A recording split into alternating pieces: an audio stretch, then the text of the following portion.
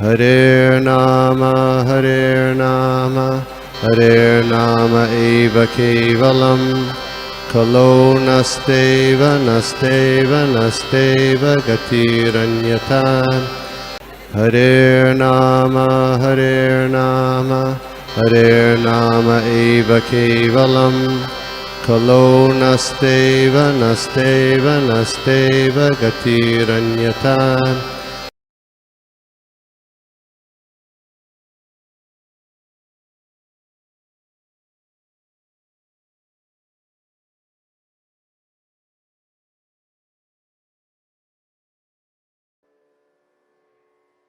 प्रणाम। तो आज के हमारे साधु संत ग्रुप में जो भागवतम कथा होती है उसमें अध्याय 18 प्रथम स्कंद का अध्याय 18 और श्लोका नंबर 15 के बारे में हम लोग सुनेंगे। उसके पहले मंगलाचरण करेंगे। ओम नमो भगवते वासुदेवाय। ओम नमो भगवते वासुदेवाय। ओम नमो भगवते वासुदेवाय। नारायणं नमस्कृत्यं नरं चैव नरोत्तमं देवीं सरस्वतीं व्यासं ततो जयमुदीरयेत्। नष्टप्रायेषु अभद्रेषु नित्यं भागवत सेवया भगवती उत्तम श्लोके भक्तिर्भवति नैष्ठकी। ओम अज्ञानतिमिरान्धस्य ज्ञानाञ्जनशलाकया चक्षुरुन्मिलितं येन तस्मै श्रीगुरवे नमः। श्रीचैतन्यमनोभीष्टं स्थापितं येन भूतले स्वयं रूप कदा मह्यं ददाति सबकान्तिकम्। नमो विष्णुपादाय कृष्णप्रेष्ठाय भूतले श्रीमते भक्तिवेदांत स्वामी इति नामिने। नमस्ते सरस्वते देवे गौरवाणी प्रचारिणे निर्विशेषा शून्यवादी पाश्चात्य देशतारिणे। जय श्री कृष्ण चैतन्य प्रभु नित्यानंद श्री अद्वैत गदाधर श्रीवासादि गौर भक्तवृंद। हरे कृष्णा कृष्ण कृष्ण हरे हरे हरे राम राम राम हरे हरे। तो सर्वप्रथम हम लोग श्लोका पढ़ेंगे और उसके बाद में जिस तरह शिल प्रभुपाद ने अपने तात्पर्य में कहा है उसी तरह उसी से और जो हमारे गुरुजन है, शिक्षा गुरु है, आचार्य है जो परंपरागत आए हुए उनके माध्यम से हम इस श्लोका को समझने का प्रयास करें। तो सभी को दंडवत प्रणाम और सभी से आशीर्वाद चाहती हूँ कि जो भी हम लोग इस श्लोका के बारे में कहने का प्रयास करेंगे वो मैं उसमें सफल रहूं और वो आप तक अच्छी तरह से पहुंचा पाऊं जो इस श्लोका में प्रभुपाद जी ने जो दिया है। तो हम लोग श्लोका पढ़ेंगे। तन्नो भवान् वे भगवत् प्रधानो तन्नो भवान् वे भगवत् प्रधानो महत्मेकान्तपरायणस्य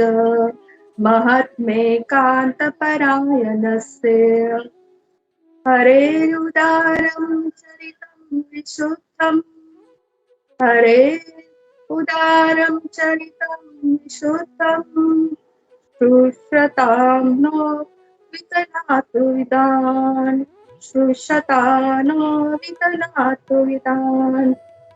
अनुवाद तथा तात्पर्य शिल प्रभुपाद द्वारा शिल प्रभुपाद की जय। हे सुत गोस्वामी, आप भगवान के विद्वान तथा शुद्ध भक्त है क्योंकि आपकी सेवा का मुख्य उद्देश्य भगवान है। अतः आप हमें भगवान की लीलाएं कह सुनाए जो समस्त भौतिक विचारधारा से ऊपर है क्योंकि हम ऐसा संदेश प्राप्त करने के लिए आतुर है। तात्पर्य भगवान के दिव्य कार्यकलापों के वक्ता का एक ही लक्ष्य होना चाहिए, वह है भगवान कृष्ण की पूजा तथा सेवा और ऐसी कथाओं के श्रोताओं को इन्हें सुनने के लिए आतुर होना चाहिए। जब ऐसा सहयोग प्राप्त होता है, अर्थात जब योग्य वक्ता तथा योग्य श्रोता मिल जाते हैं, तभी ब्रह्म के विषय में अत्यंत सौहार्दपूर्ण वार्ता हो जाती है। ऐसी वार्ताओं से व्यावसायिक वक्ता तथा भौतिक वक्ता में लीन श्रोता कभी वास्तविक लाभ नहीं उठा पाते। व्यावसायिक वक्ता अपने परिवार के उदार पोषण के लिए भागवत सप्ताह का दिखावा करते हैं और भौतिक ग्रस्त श्रोता भागवत सप्ताह की इन वार्ताओं को किसी न किसी भौतिक लाभ, धार्मिकता, संपत्ति, इंद्रिय तुष्टि या मोक्ष के लिए सुनते हैं। भागवत की ऐसी वार्ताएं भौतिक गुणों के कलमश से शुद्ध नहीं रहती, लेकिन नैमिषारण्य के मुनियों तथा शील सुत गोस्वामी के मध्य हो रही वार्ताएं दिव्य स्तर पर थी। इनमें भौतिक लाभ निहित नहीं था। ऐसी वार्ताओं में श्रोता तथा वक्ता दोनों को असीम दिव्य आनंद की प्राप्ति होती है। अतः वे ऐसी वार्ताओं को हजारों वर्ष तक चालू रख सकते हैं। अब तो भागवत सप्ताह केवल 7 दिनों तक चलता है और खेल खत्म करने के बाद श्रोता तथा वक्ता दोनों पहले की तरह भौतिक कार्यों में लग जाते हैं।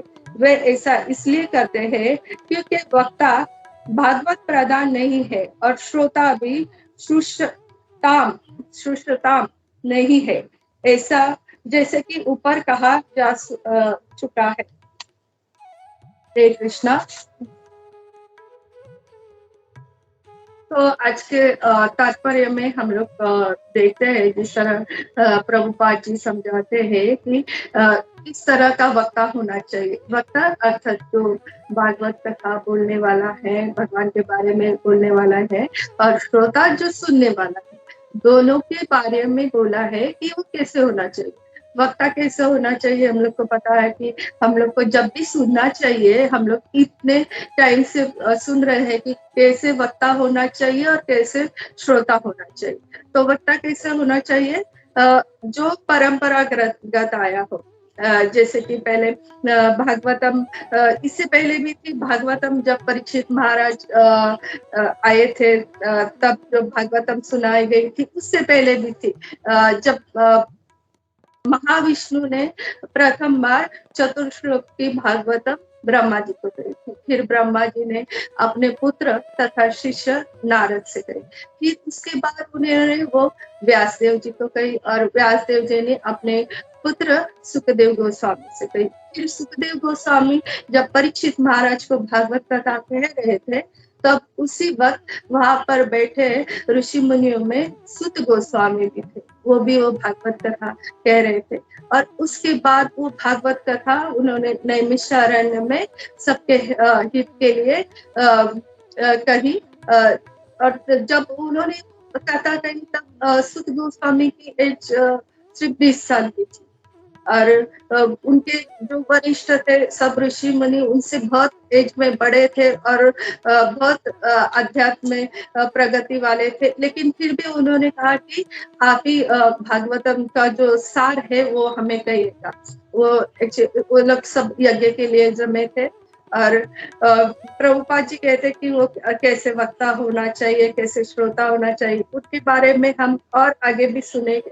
और इसमें जो लिखा है उसके पाठ जैसे जिस तरह प्रभुपाद जी ने कहा है उसी तरह क्रमश हम लोग सुनेंगे। तो पहले प्रभुपाद जी कहते हैं कि जो वक्ता होता है, जो बोलने वाला होता है, वो कैसे होना चाहिए, उसके अंदर कृष्ण प्रेम होना चाहिए, वो परंपरागत आया हुआ चाहिए। जो परंपरा से हम लोग जैसे नारद मुनि के बाद व्यासदेव जी के बाद उन्होंने अपने पुत्र के हृदय में भागवतम प्रकट किया। फिर उसके बाद सूत गोस्वामी ने वहां पर सुना था। फिर उसके बाद चैतन्य महाप्रभु, फिर भक्ति विनोद ठाकुर, भक्ति सिद्धांत ठाकुर, फिर जैसे प्रभुपाद जी, और फिर हम लोग जैसे हमारे गुरु, और फिर हम लोग ऐसे परंपरागत जो ज्ञान आता है वह सही होता है। और फिर वो क्या होता है, वो अपने मन से नहीं कहा जा, वो जो भगवान ने कहा होता है वही तोते की तरह सब लोग रिपीट करते हैं, जो सुनते हैं वो वही बताते हैं।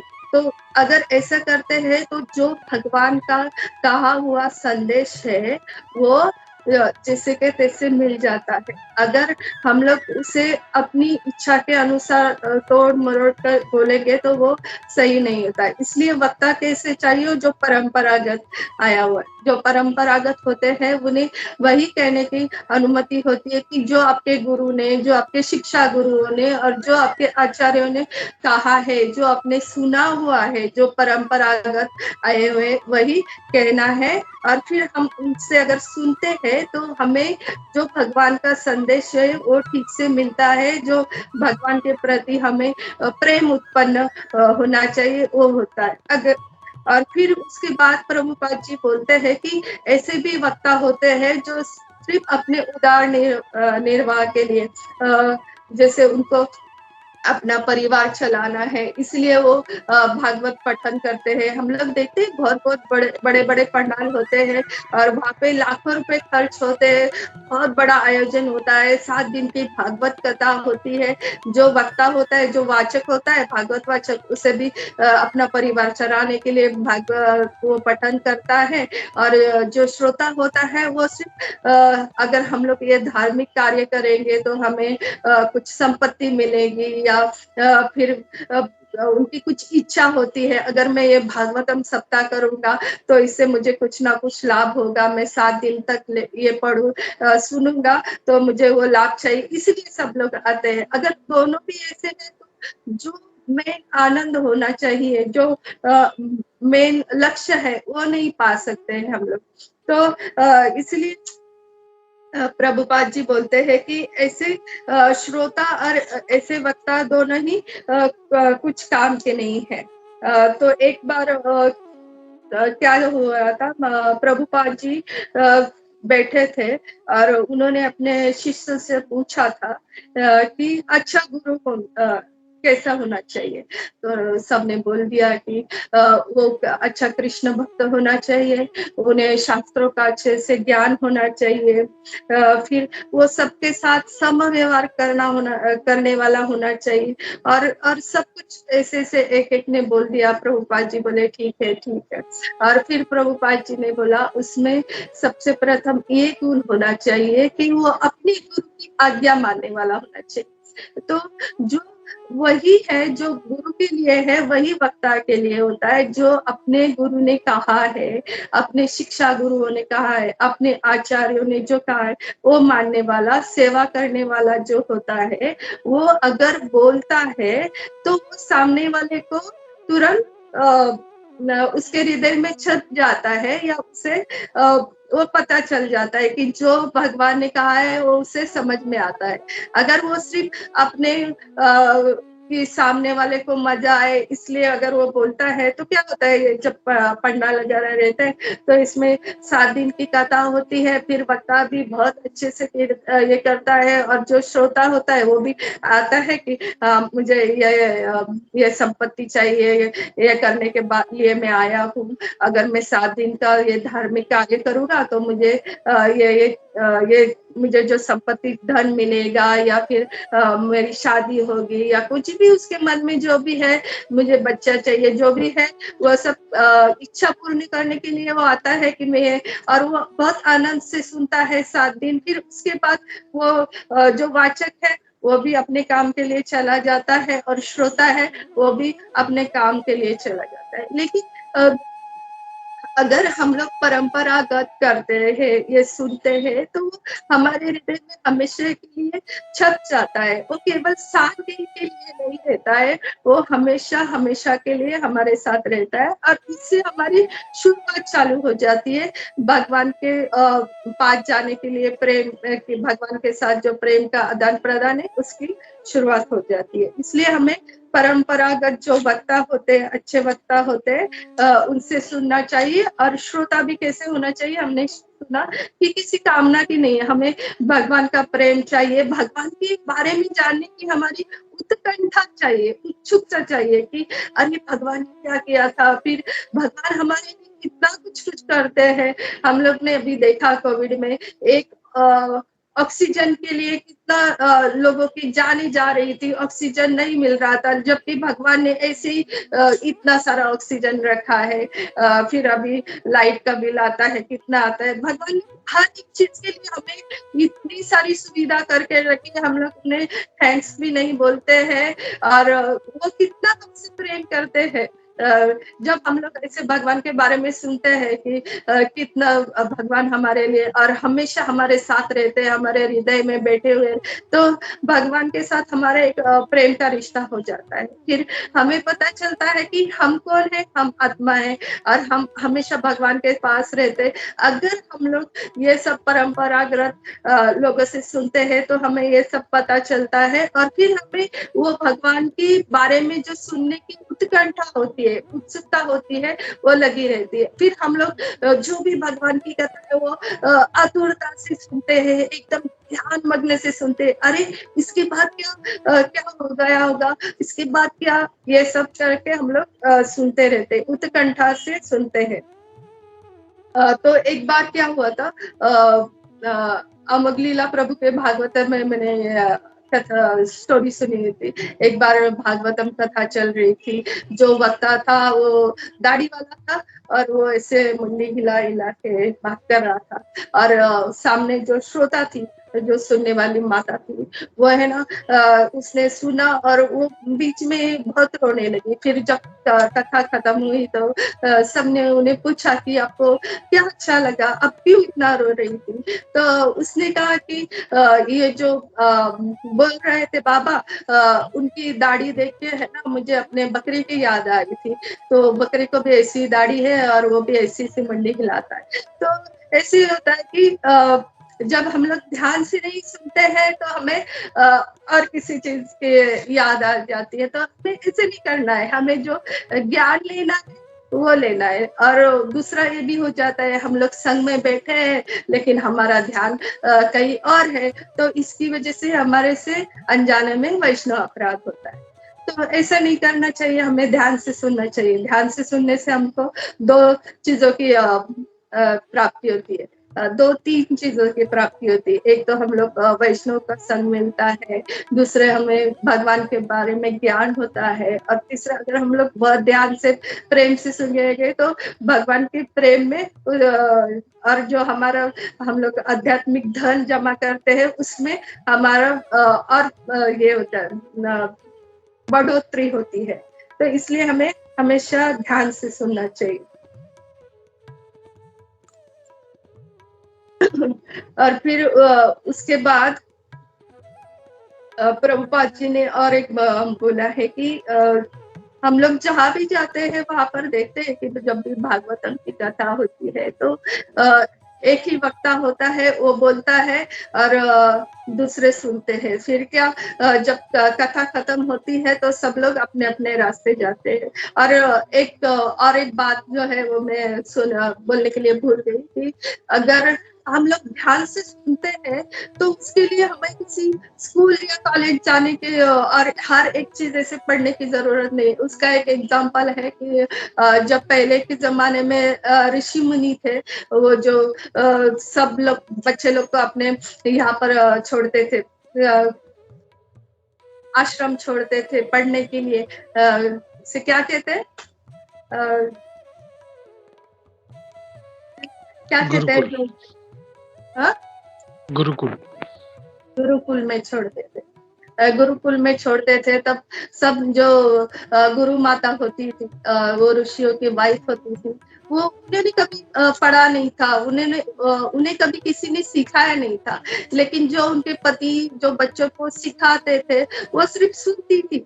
सुन के वो इतने ध्यान से सुनते थी कि जब वो गुरु होते हैं, वो जब बाहर जाने का होता है तो वो जो गुरु माता होती है वो फिर वो बच्चों को सिखाती है। और फिर वो गुरु जो होते हैं वो जब बाहर जाते हैं तो बच्चों को पठन करने के लिए बोलते हैं और वो निकल जाते हैं, और गुरु माता ध्यान रखती है कि वो लोग बराबर पढ़ रहे हैं।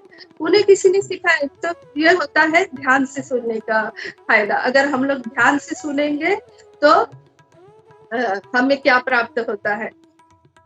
और फिर अगर ध्यान से नहीं सुनेंगे तो वो माता जी जैसे हम लोग दूसरी किसी याद आ जाएगी और वो अपराध भी हो जाएगा। वो हमेशा याद रखना चाहिए, ध्यान से सुनना चाहिए, नहीं तो हम लोग जो 3 फायदे होने चाहिए उसके बदले अपराध होके फिर अ, हमारा जो भी हम लोग भक्ति के उच्च स्तर पे जाने और अपराधों से क्या होता है कि जो हम लोग फास्ट जाने वाले थे उससे एकदम नीचे से तरफ आ जाते हैं। फिर हमारी जो रुचि होती है, उत्कंठा होती है भगवान के बारे में सुनने की, वो सब निकल जाती है। फिर हमें रस नहीं आता है, नहीं फिर हम लोग दूसरे संग में ऐसे पड़ जाते हैं। इसलिए ध्यान से सुनना चाहिए, उससे बहुत बड़ा लाभ होता है।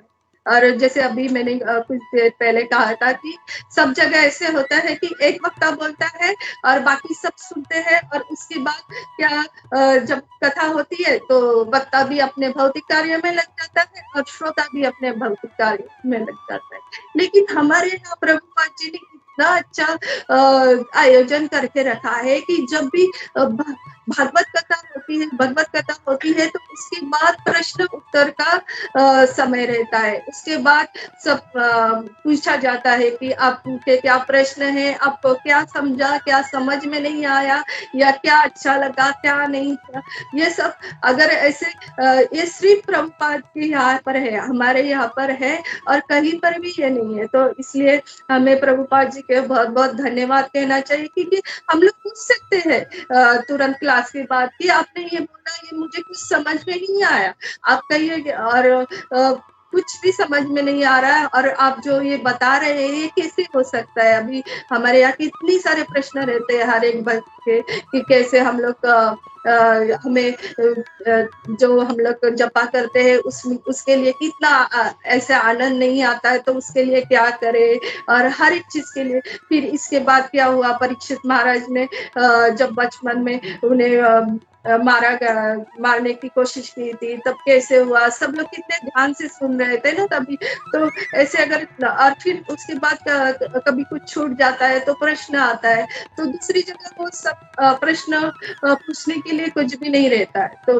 लेकिन यहाँ पर सब रहता है कि प्रश्न पूछो, और प्रश्न पूछ के हम लोग भगवान के बारे में और ज्यादा से जान सकते हैं। जब हम लोग प्रश्न पूछते हैं तो वक्ता को भी समझता है ये ध्यान से सुन रहे थे, और श्रोता को भी पता चलता है कि हाँ, कि इसे भी पता है कि इसके आगे क्या है करके। और एक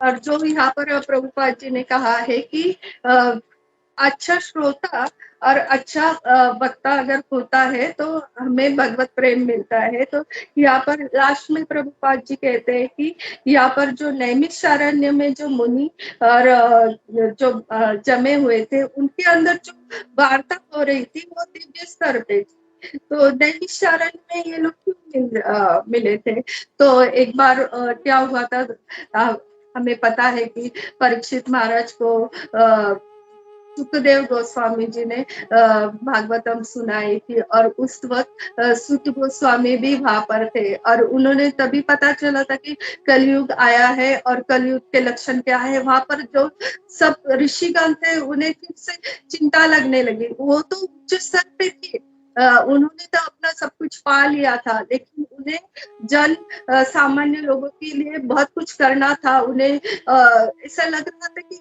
जो कलयुग के दुष्प्रभाव है इनसे बचने के लिए सब लोगों के लिए हमें कुछ करना चाहिए। तो वो ब्रह्मा जी के पास गए और ब्रह्मा जी को बोले कि हमें ऐसा कुछ स्थान बताओ जहाँ पर हम लोग कली के ये दुष्प्रभाव है उनसे बचने के लिए कुछ यज्ञ संपन्न करे, कुछ कथा करे।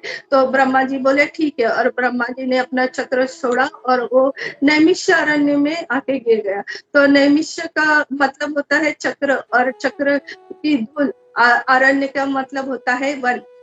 तो ये इसलिए उनका नाम नैमिषारण्य, और दूसरा एक मतलब होता है वहां पर नीम के वृक्ष बहुत थे, इसलिए उसका नाम नैमिषारण्य पड़ा था।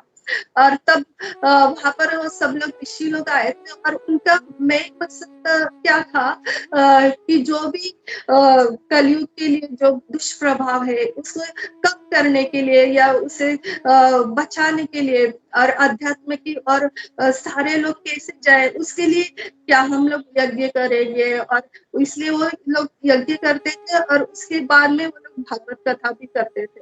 और तभी जैसे मैंने पहले कहा था कि सुत गोस्वामी को उन्होंने कहा कि आप भागवत कथा कहिए और तब उनकी उम्र केवल 20 वर्ष की थी और वो उन्होंने कहा था कि आप भागवत का सार कहिए और तब वेदों का सार जो है वह कहिए और तब उन्होंने भागवत कथा कही थी जो उन्होंने परीक्षित महाराज के साथ वहां पर बैठ के सुखदेव गोस्वामी के मुख से सुनी थी।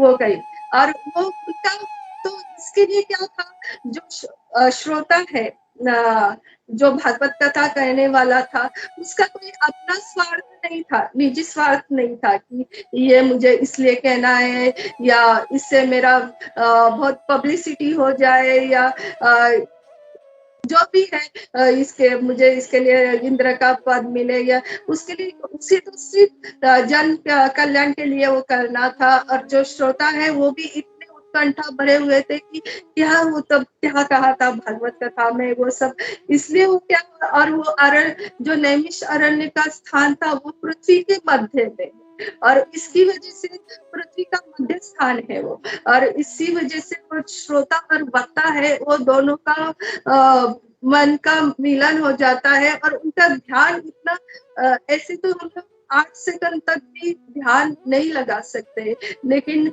वहां पर वो दोनों का भी ध्यान इतना अच्छी तरह से लगा था और वो इतनी अच्छी तरह से भागवत कथा सुन रहे थे कि तभी जैसे भागवतम में भगवान कहते हैं ना कि जा जा मेरे भक्तों के मेरे बारे में कथा होती है वहां पर मैं उपस्थित रहता हूँ और तभी आनंद आता है। उस तरह के लेवल की जब कथा होती है तब सच में भगवान वहां पर उपस्थित होते हैं जो परंपरागत आए हुए हैं और उन्हें किसी भी चीज की आवश्यकता नहीं रहती, वो किसी चीज के लिए मतलब उसके बदले उन्हें कुछ नहीं चाहिए, उन्हें सिर्फ भगवान का संदेश पहुंचाना है और खुद ही नहीं अपने साथ और भी भगवान के प्रेम में लगाना है। इससे वो निस्वार्थ भाव रहता है। अगर वो वक्ता कथा कहे तो वो भगवान का संदेश ठीक से पहुंचा सकता है।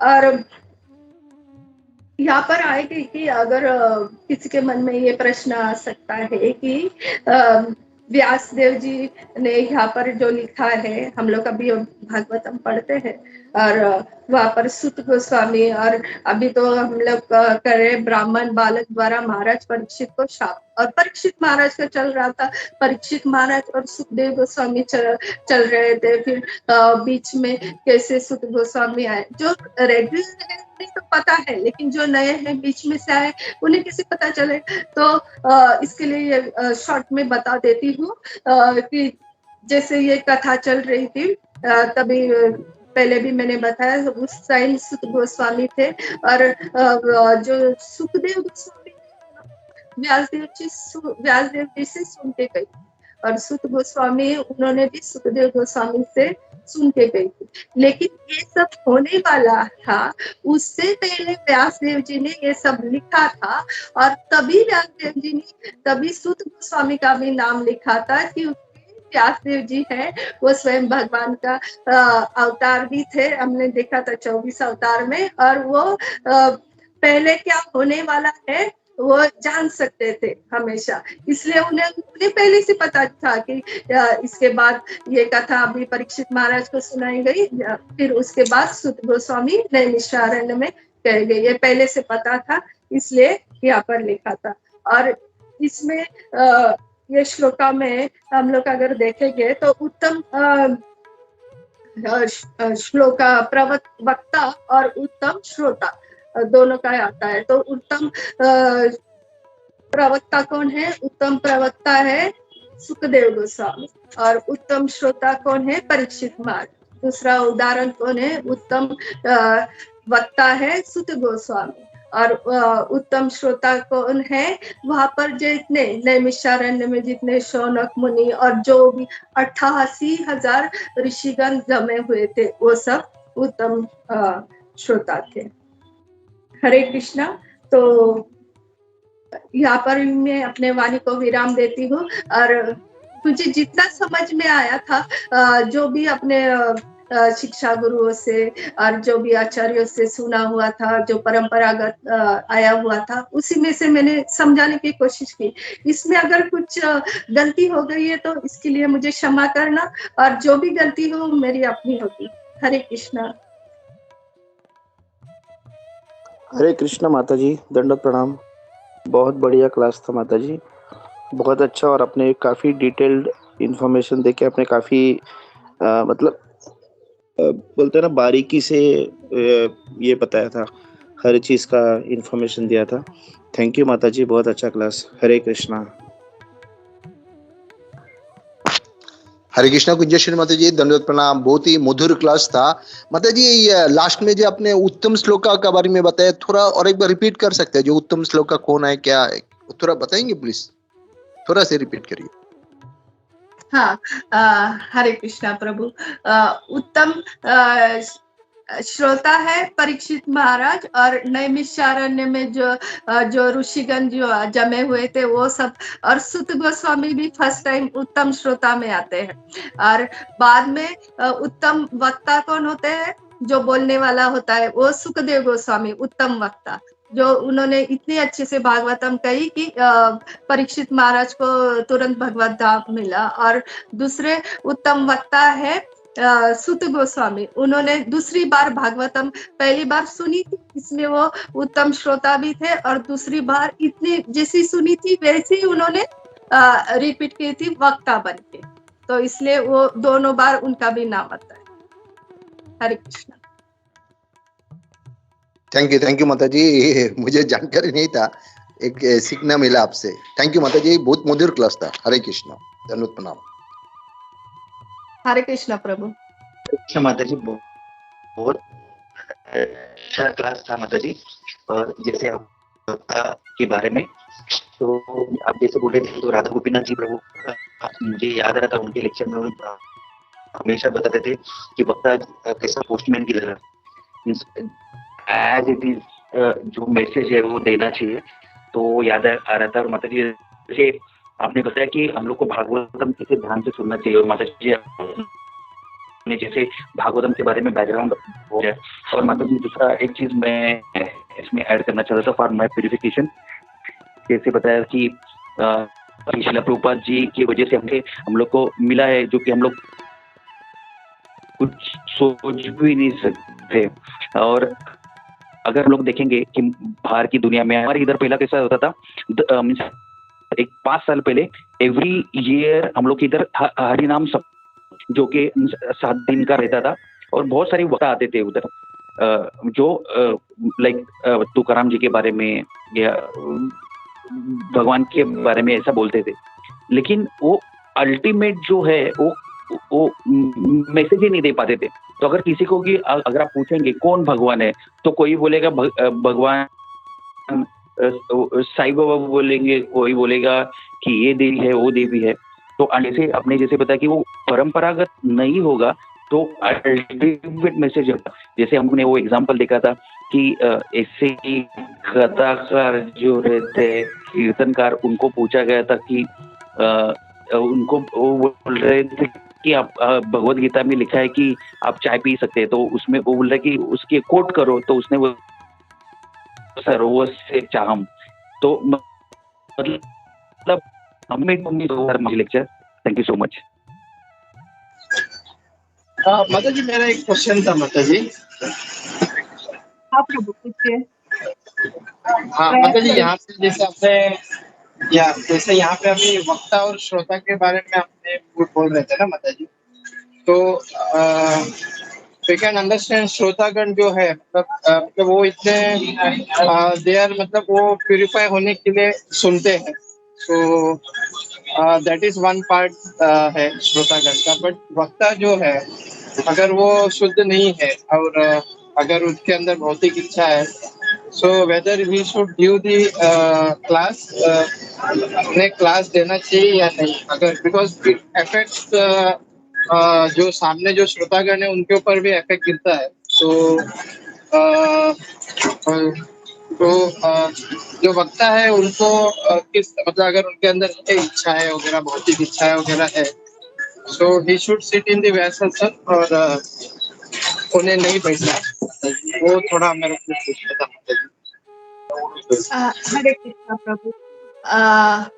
अगर आपको आपके गुरु ने कहा है और गुरु के बाद क्या हम लोग हमेशा गुरु के संपर्क में नहीं रहते हैं, तो हम लोग अपने शिक्षा गुरु के संपर्क में होते हैं। अगर आपको आपके शिक्षा गुरु ने कहा है तो आप निश्चिंत ही क्लास दे सकते हैं कि उन्हें पता होता है कि आपकी आध्यात्मिक प्रगति क्या हो रही है, वो आपके हमेशा संपर्क में रहते हैं, उन्हें पता।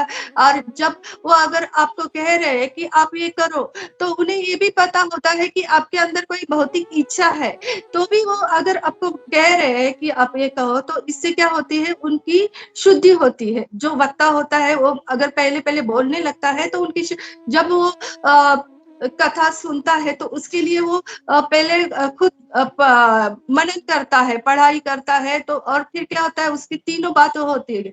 एक तो पहले तो बोलता है, फिर स्मरण करता है, और फिर पहले सुनता है, फिर स्मरण करता है, और उसके बाद वो बोलता है। तो उसका वो तीनों होता है, स्मरणम कीर्तनम सब हो जाता है उसका।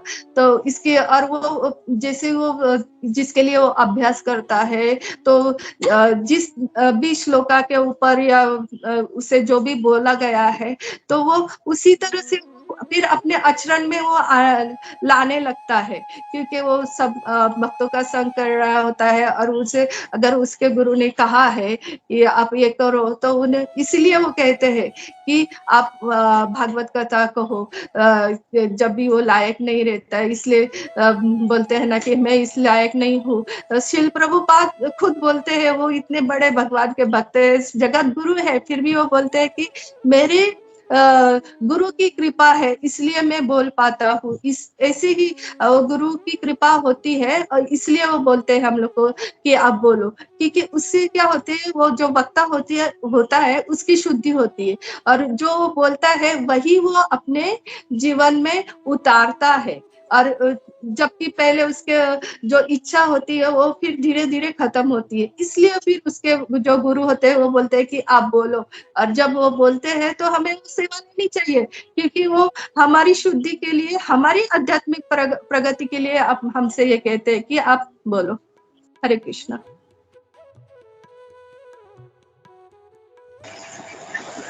Hare Krishna, Mataji. Thank you so much, Mataji. Yeah, you wonderfully said about the वक्ता, but what about श्रोतागण माताजी, जो सुनने वाले हैं, because he मतलब उनको तो पता नहीं है कि जो सत्संग में जो बैठे हुए हैं, तो how he will react, जो श्रोता है, because it affects on श्रोतागण also, मतलब जो श्रोता है उनके ऊपर भी इफेक्ट गिरता है। तो what about श्रोता, थोड़ा सा इसके ऊपर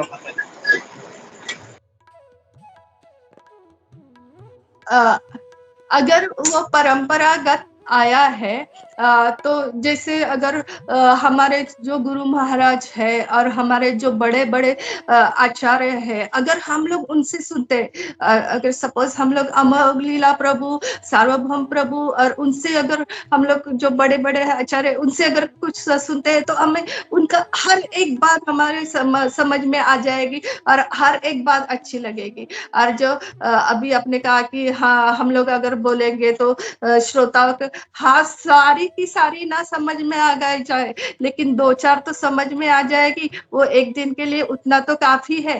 तो ऐसे होता है, अगर हम लोग प्रयास करेंगे तो पहले थोड़ी सी जो श्रोता होता है वो नॉर्मल भी होता है, तो थोड़ा सा तो कुछ समझ में आ जाएगा।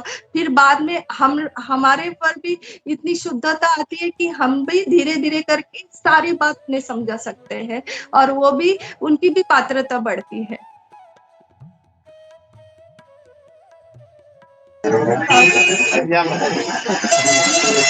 you so much, Mataji.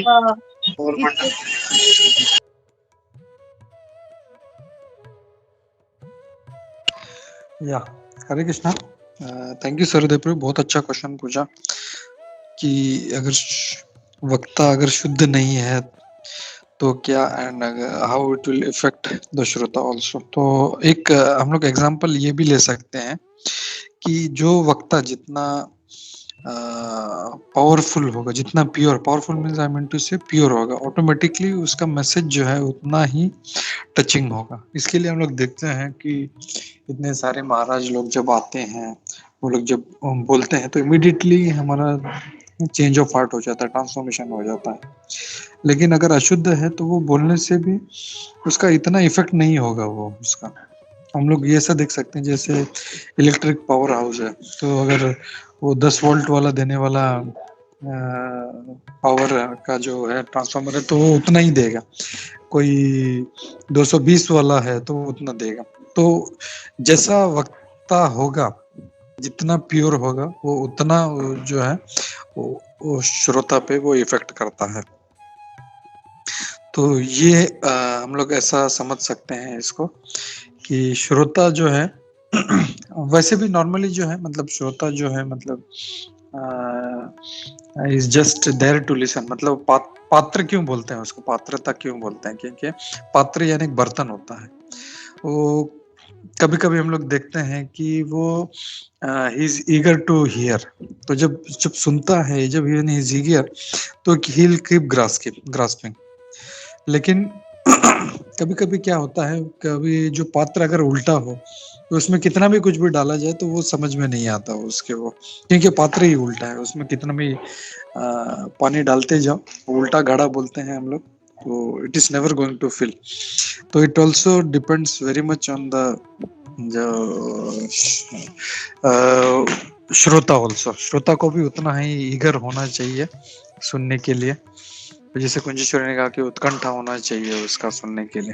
तो that is also very much required. कभी कभी हम लोग देखते हैं कि कुछ लोग बोलते हैं अरे ये प्रभु का लेक्चर है या ये माता जी का लेक्चर है तो मैं नहीं सुनूंगा, वो प्रभु का लेक्चर है, वो माता जी का लेक्चर है, ओ वेरी गुड वेरी गुड। वैसे नहीं होना चाहिए।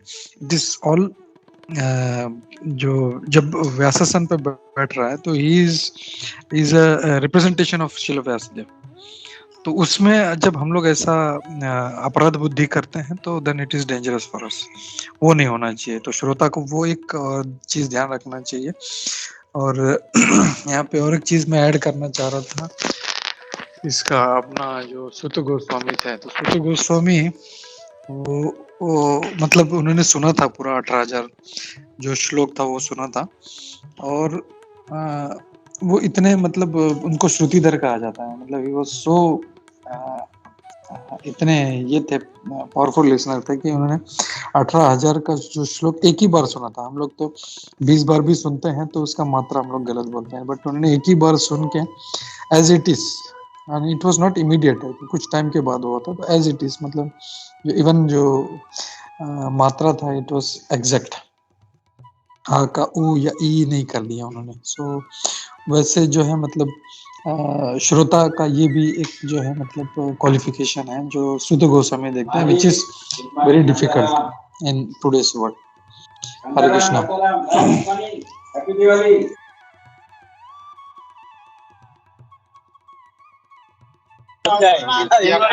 Thank you so much. Thank you so much. Hare Krishna. Thank you so much for this. Hare Krishna.